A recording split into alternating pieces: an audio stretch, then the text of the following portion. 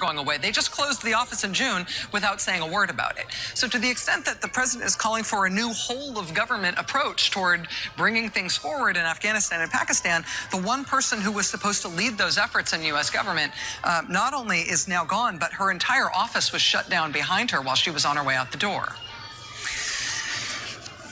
In terms of what is new here, the president is taking on a newly threatening and belligerent tone toward Pakistan, saying that Pakistan needs to prove that it is committed to civilization, order, and peace.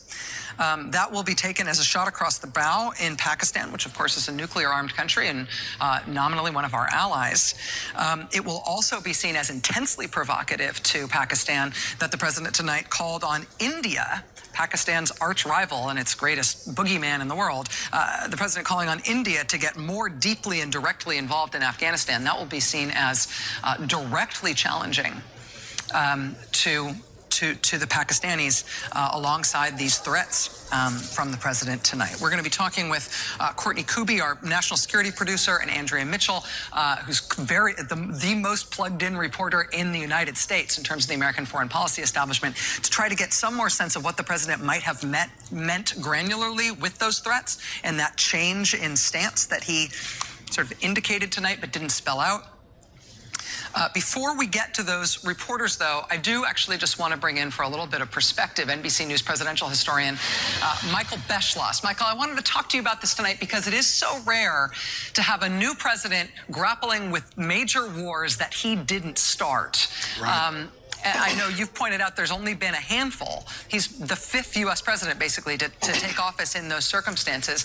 Right. Given how other presidents have handled that challenge, how would you place him on that number line tonight? Well, it was a nuanced speech. You know, you didn't hear him blustering about fire and fury as he did, pretty recently about North Korea. I think, you were talking about Nixon a little bit earlier, Rachel, and I think the best parallel is probably Nixon gave this famous speech November of 1969. He had gone through his first year saying, as you said, I have a secret plan to end the war, didn't tell anyone what it was. This speech was intended to reveal it. And he said, my plan is Vietnamization. I'm going to shift the burden to the South Vietnamese. And he vowed that he would not be defeated. And in retrospect, we now know that that speech was really heralding sort of a slow American withdrawal. And on the Nixon tapes, we know that Nixon was privately saying, once we get out, I don't expect this government in Saigon to remain. I think it's going to collapse. So, by that measure, Rachel, take a look at the language we heard tonight. Donald Trump used three words I think he will come to regret. He said, this is my plan for victory. And then he went on to say, essentially suggest that there might be a very modest troop surge, and also said, as you were referring to, I'm not against withdrawal. Essentially, he said, I'm against, and these are his words, hasty withdrawal and announced withdrawal. Those are two, basically very big signals that suggest that what this speech really is not, a suggestion that he's turned completely around and now is going to move towards some kind of military victory. What this is, I think, is, essentially a suggestion that this is going to be a withdrawal, date unknown. Can I make one more point? Please. And that is, he's asking Americans to risk their lives on the battlefield. And I think one of the most important things for a president to do is, if a president does not intend to push for victory, at least be frank about that. That's one thing that Lyndon Johnson did not do. He sent a lot of American soldiers to Vietnam while privately saying, I don't expect to win. I hope against hope that what we're not seeing tonight is Donald Trump sending Americans into harm's way and privately essentially saying, as he did in 2012, the second we get out, I expect this government to collapse. Michael Beschloss, NBC's presidential historian. Michael, thank you for being with us tonight. You were exactly who I wanted to talk to tonight. I appreciate that. And to Michael's point, there is nobody for whom tonight's there are no Americans for whom tonight's remarks were of greater stakes than the 8,500 American military families who have a loved one serving in Afghanistan. The troop numbers in Afghanistan have gone as high as 100,000 American soldiers serving there in the first term of the Obama administration. It's now down to about 8,500. We were told in advance of tonight's speech to expect that the president might be greenlighting, although not explicitly talking about a small increase in troop numbers. We know that General Nicholson, who's the American commanding general in Afghanistan, had expressed a preference to have a few more thousand U.S. troops to work with. Nothing like that was actually spelled out tonight. I'm not quite sure that we got any direct explanation from the president about anything specifically that is going to change other than calling it a new strategy. That said, sometimes the Pentagon knows what they're listening for in a way that we laymen don't. Joining us now from the Pentagon is Courtney Kuby, NBC News national security and military reporter. She's been covering the Pentagon for more than a dozen years. She's been to Afghanistan more than 24 times. Courtney, thank you so much for being with us tonight. Really appreciate it. Thanks, Rachel. So I'm gleaning what I can from the president's words, from his tone, from the shift this represents, from his earlier very clear stance that the war in Afghanistan should be ended immediately. Within the Pentagon, at the Defense Department, is there a clearer sense of what has changed tonight or what the president was directing? So there were a couple of small things that he mentioned that show a path forward for the military. Let me just start by saying there is not some dramatic change in the war in Afghanistan based on the speech that he gave tonight, but a couple of minor things. One was when he talked about expanding authorities for targeting terrorists and criminal networks in Afghanistan. To me, what that sounds like is he's giving the authority for the U.S. military to start offensively targeting the Taliban again. You'll remember that in 2014, the quote-unquote combat mission in Afghanistan ended in it turned over to a train, advise, assist mission for the Afghan military. This sounds like, he didn't spell it out explicitly, but it sounds like President Trump is saying that once again, the U.S. military will have the authority to target the Taliban. They also, the military right now they have the ability to target Al-Qaeda, ISIS, some Haqqani networks. They always have the inherent right of self-defense, of course, but it sounds like this is a new authority that he's granting. He also said that the Courtney, U.S. before you get to the second point, can I just ask a clarifying question there? One of the things that we've noticed is that the president, even before tonight, has talked about devolving decision-making authority on key matters. Like when there was the gigantic so-called mother of all bombs that they dropped in eastern Afghanistan in that second week of April, one of the key reporting moments there was when we learned that it was General Nicholson in Afghanistan that ordered that. It was nothing that went up the chain, either through the Secretary of Defense or the president. A very dramatic decision there. We've also been told that the sort of I don't know if it's explicitly the rules of engagement, but the terms on which U.S. forces are engaging in combat in Afghanistan and in other battlefields have already been loosened from what was happening in the Obama administration. So is this the president just describing something tonight that's already been in effect for months? No, well, yes and no. So, I mean, and you heard him say tonight that we can't micromanage a war from Washington, that wars are fought in the battlefield and they're managed in the battlefield. So back in June, President Trump gave Secretary Mattis the authority to deploy forces to Afghanistan without going to the White House and requesting any special permission. Secretary Mattis has had that authority for more than 2 months now. What I find particularly interesting is that he has not used it. General Nicholson, back in February, and actually last fall, he started talking pretty openly about the fact that he needs several thousand more U.S. troops in Afghanistan to fight the war there, to continue with the mission. Secretary Mattis made a very concerted effort and decision not to deploy those additional troops when he had that authority in June. He wanted this to be President Trump's strategy. President Trump, with this announcement, with this speech tonight, owns this war. This is now his strategy that the U.S. military will be implementing. Right when the speech ended, Secretary Mattis put out a written statement where he talked about how he has now directed General Dunford, the chairman of the Joint Chiefs, to implement this new strategy. So President Trump has really been running this war like a CEO. He's delegating things out to his commanders or to his presidents or vice presidents underneath him. Secretary Mattis made a very specific decision here and said, no, I will not send troops into harm's way unless I'm doing it under your strategy, President Trump. And now he's made that strategy explicit, which I guess from the perspective of the military lines things up so that they feel that they can carry out these authorities that were already delegated to them.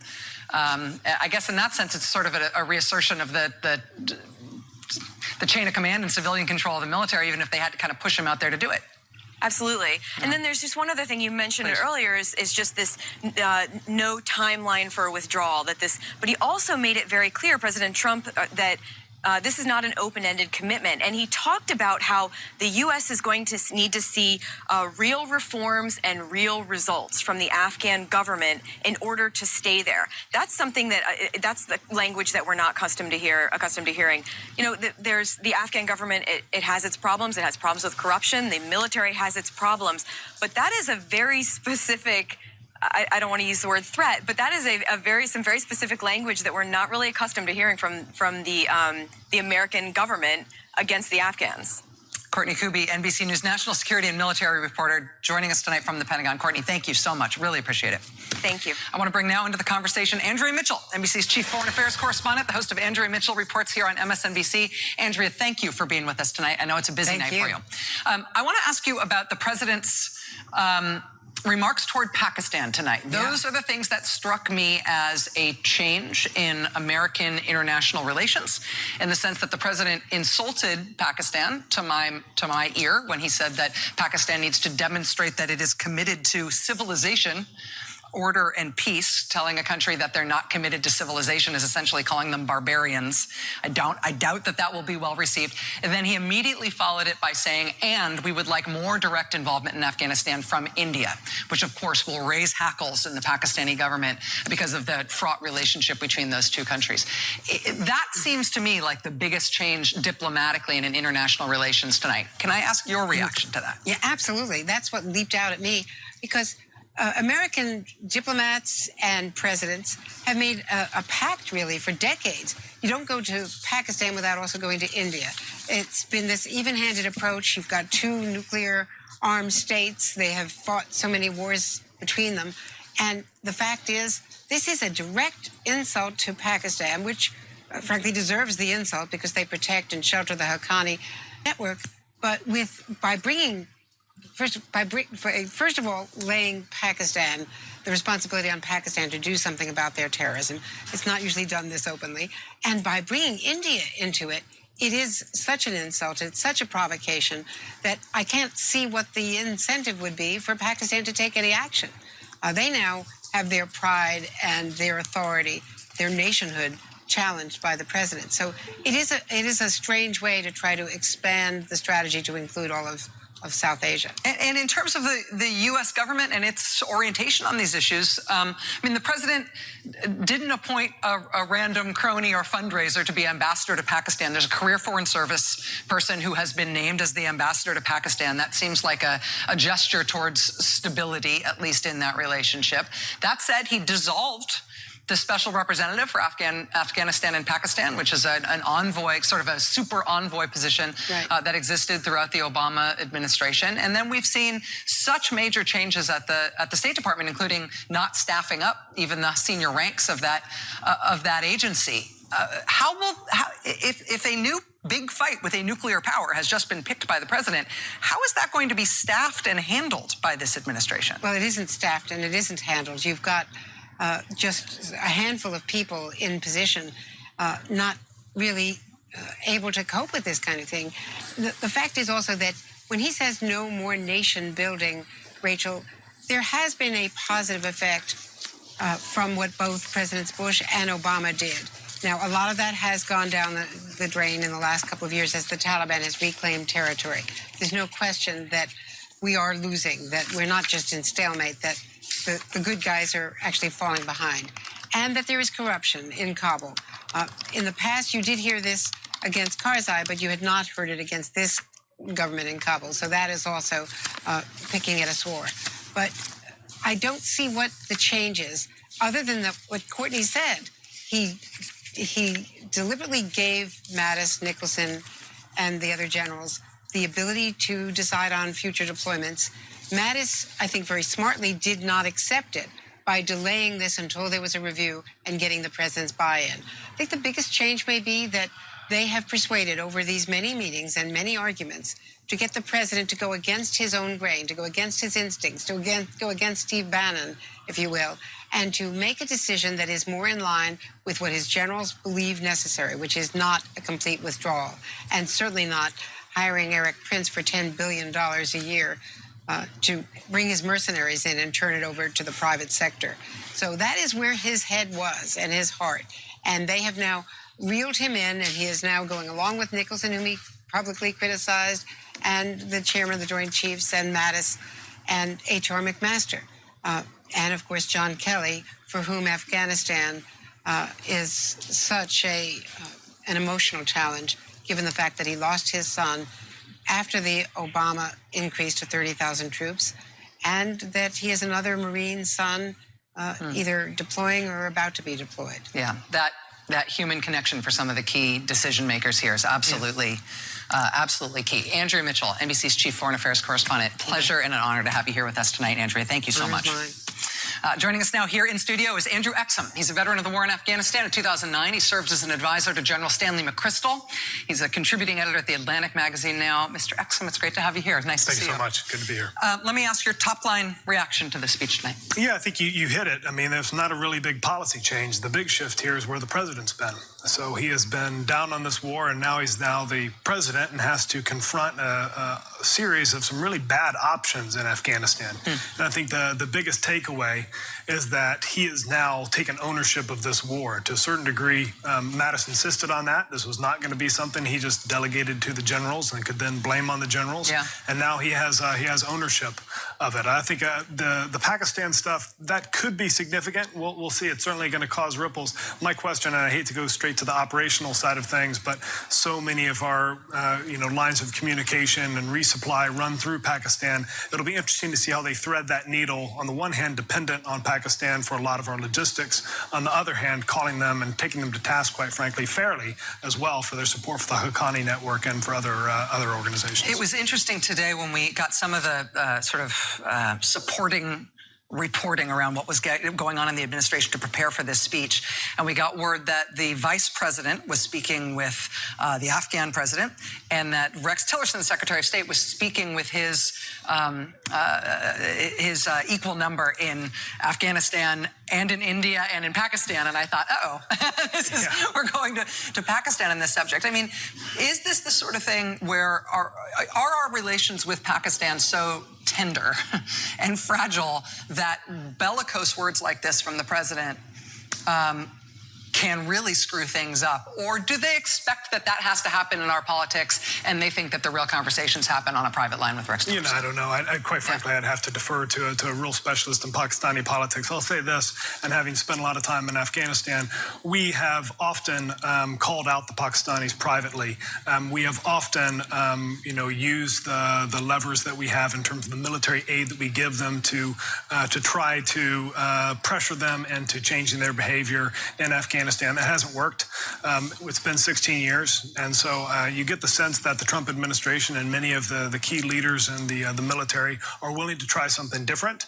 Again, I think that carries huge risks, but I also have to see just exactly what this is. I mean, if I look at the actual policy that the Obama administration had towards the war in Afghanistan, it's not that much different from what we heard tonight. So I think we have to figure out, what the president said is going to be really significant and what is going to be a change and what's going to be different. I think you were exactly right to highlight the way in which the president called out India and wanting India to play a larger role in Afghanistan. This, of course, is will trigger all of the gravest fears within the Pakistani military and within the Pakistani deep state. Yeah. So, well, one last question for you. Sure.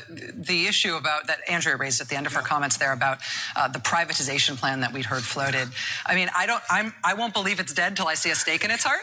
But is it possible? I mean, if they really are considering taking the U.S. military out and putting in thousands of private contractors under Eric Prince's leadership to run this as a for-profit private enterprise,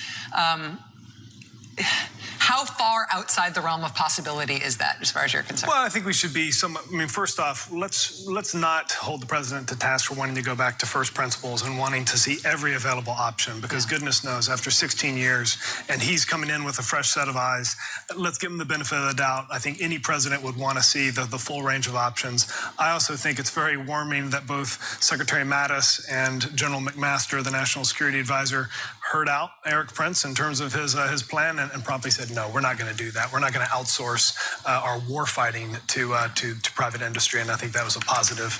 I mean, I would have been very worried about the fabric of our country going forward had we done that. Yeah. Thank you for your time on that one. It was a heartening thing. Andrew Exum, an Afghan war veteran, contributing editor at The Atlantic magazine now. Andrew, it's great to have you. Yeah, good to see you. Yeah, absolutely. All right, joining us now is Philip Carter. He's an Iraq war veteran, and he's a former Assistant Secretary of Defense who spent considerable time in Afghanistan in that role. He's now a senior fellow at the Center for New American Security.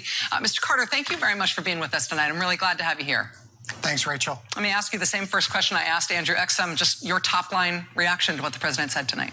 You bet. So I think what we heard tonight was a formula for forever war. You heard the shift from a time-based strategy to a conditions-based strategy, very opaque speech with respect to details, objectives, goals, and troop levels, and a seeming commitment to fight as long as necessary for what Trump called a, quote, honorable and enduring outcome, but no real detail as to what that might be. Would the president have been able to say anything tonight that would have given you confidence that he knew how to change the course of the war in Afghanistan? It's been a really long war, and so we've heard a lot of strategy so far. I think what would have been helpful here is to hear about the trade-offs he made, why abandon nation building, why focus on counterterrorism, and also what is our purpose? What is the thing that keeps us going after spending so much blood and treasure? That's not just important for us. You heard he harangued our allies and said, you know, you have to invest more too. A more inspiring statement of purpose might do more to bring along the allies who have sacrificed so much with us in Afghanistan. Do you think there needs to be a change in resources to better support the U.S. troops that are there in whatever numbers? Again, there's about 8,500 American service members there now. That number may be going up, although we didn't hear that tonight. Do resource levels need to change too? Resources have to go along with what your goals are. If there's a disconnect there, your strategy will fail.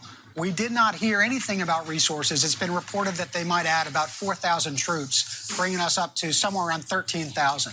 It's unclear what 13,000 troops could accomplish in Afghanistan that 100,000 could not accomplish several years ago under President Obama. Philip Carter, really appreciate your time tonight, experience as a combat advisor, and now serving as a senior fellow at the Center for New American Security. I appreciate it. Thank you. Thank you. Joining us now is my friend Chris Matthews, who is the host of Hardball, who I want to speak to every night there is a big speech in the world. Thank you. Chris, let me get your top-line response. What did you think about tonight? Well, I listened to it closely, and as all your previous guests were, they're all excellent. I thought Michael Beschloss started the ball rolling with the historic thing as well as you did earlier than that. Look, I think there's two kinds of wars we're familiar with, and you got to know which one you're in. A war of annihilation, like we went to Berlin. The Red Army took over Berlin. We won the war. We dropped the 2 bombs in Japan. We won that war. Those sides collapsed. They were finished. Unconditional surrender. The other kind of war we're unfortunately familiar with is wars of attrition, where one side tries to wear down the other side. And tonight, I think the president admitted that that is the kind of war he wants here. He said, our goal is to prevent the Taliban from taking over Afghanistan, to prevent them, a holding action. In other words, we're not going to annihilate the Taliban. They're going to be there in perpetuity. Our question is, when are we going to leave? And my question then for the president is, when we leave, they take over. He talked about the evils of ISIS and al-Qaeda. We know all that. But what we're fighting over there is we're fighting the Taliban. That's what the Afghan government is fighting. It's what we're going to be fighting. Whether it's a private army, an outsourced army, or a U.S. army, we're fighting the Taliban. And he says his only goal was to prevent them from taking over while we're there. We're going to leave. They're going to stay. You can figure it out. We've been through this with Vietnam. The local people always win wars of attrition because eventually the great power goes home. Now, he says he wants an enduring outcome. Does that mean we stay? Chris, we just stay? I think that's the great question. When he talked about, Courtney Kuby raised this issue at the end of her remarks when we had her on earlier. She said, when the president said, basically, we're going to stay until we see real results from the Afghan government, until we see the Afghan government show real reform and real results. I think she's highlighting that point in the speech because that seems like a thing that, if that's going to be the predicate for America doing anything, that is a recipe for us continuing to do what we're doing now forever. Because I think, I'm sorry, you had me on to give the politics, and I think you know the politics. I heard you earlier tonight. You know the politics. It is that no president wants to admit defeat or be responsible for, quote, losing a country, whether it's China or whoever, Vietnam, losing Afghanistan as if we ever really had it. So that sets up a predicate. You must stay long enough to survive your own political term, your tenure of office. If it's one term for Trump, he'll want to stay until 2020. If he gets reelected, who knows? He wants to stay until 2024. That's the political imperative. Don't be on watch when we lose. We saw that with, you went through the history, went through this with Jack Kennedy, with Lyndon Johnson, with Richard Nixon in Vietnam, and then, of course, with W, and then on through Obama in Iraq and Afghanistan. Now we have this president on watch. He doesn't want to lose while it's on his watch. So he says, while he's in office, this is what he said tonight, while we're there, under my watch and my leadership, we will prevent the takeover of the Taliban of Afghanistan. Yeah, we can probably do that as long as we're there. But the question is, if we're ever going to leave, when? And if we're ever going to leave, why not now? When? What's going to really change? Because as long as the Taliban's in the field against an Afghan government, who are you going to bet on? I would bet on the Taliban. They're the most zealous, the most ruthless, the most frightening. They really want to win, and they're winning right now without us upgrading our force. And if we go to 4,000 more American troops over there, making it a 50% hike in what we have, is that going to stop them from winning? Perhaps for a few years, long enough for Trump to face re-election. But a lot of lives will be lost on our side. A lot of people we will kill. And I don't think it's morally justified to stay in a war to keep somebody's political scalp from being taken. Chris Matthews, the host of Hardball here on MSNBC. Thank you, my friend. I'm really glad you're here with us tonight. Thank you. To Chris's point there about the equilibrium in Afghanistan, I mean, the pointed nature of the president's comments tonight on Pakistan, set off alarm bells for a lot of reasons. Pakistan is a big nuclear-armed country. Pakistan is ostensibly our ally. It also remains true that while we support the sort of anti-Taliban side in Afghanistan, they support the Taliban, and that has long been true. And that's true also of all the attendant groups aside from the Taliban that have killed so many Americans over these long years that we've been in Afghanistan. So if the president wants to dramatically change our relationship and our stance toward Pakistan, that potentially could be very, very consequential. We have to believe, though, that he knows what he's doing. He has a plan for how to capitalize on the upset he's about to cause in that country, and he has the means, the intellectual firepower and the personnel to follow it up and make sure that ends in something constructive and not in disaster. That's next. Our coverage of the president's announcement about Afghanistan continues on this network with Lawrence O'Donnell in the next hour, and then we're going to have Brian Williams here live in the 11th hour, and then I will be back